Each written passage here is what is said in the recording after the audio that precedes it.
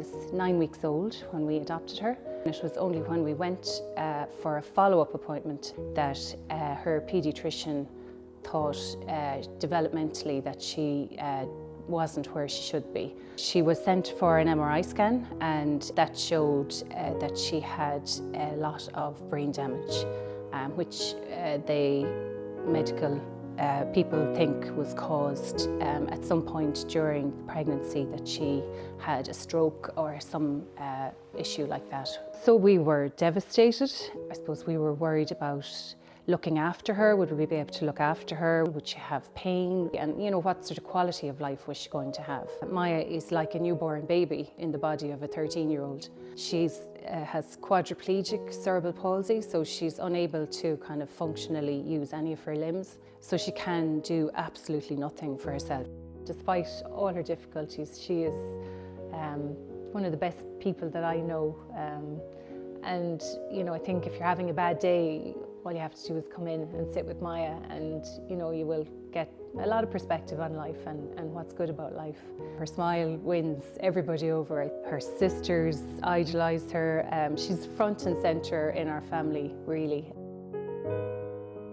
So, you know, we're very fortunate to have such, you know, an incredible facility on our doorstep. From the time we went into St. Gabriel's, we realised that she was going to be safe. They have a full nursing department there, so it's like having a mini hospital attached to the school. Aside from the learning, St. Gabriel's School is attached to St. Gabriel's Centre, which provide physical therapy, occupational therapy, speech and language therapy on site. We also have a hydrotherapy pool on site. She absolutely loves the pool. It's one of her favourite activities. In June of 2016, I was diagnosed with breast cancer.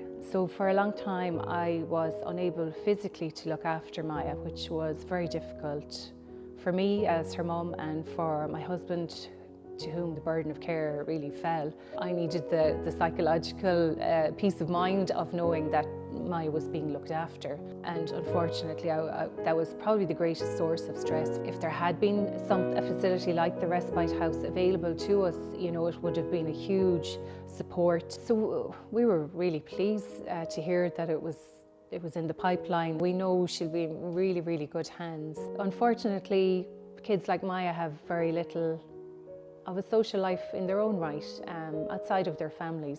So, you know, I think it would be really important now, particularly now that she's a teenager, that she would have something that is her little getaway from us.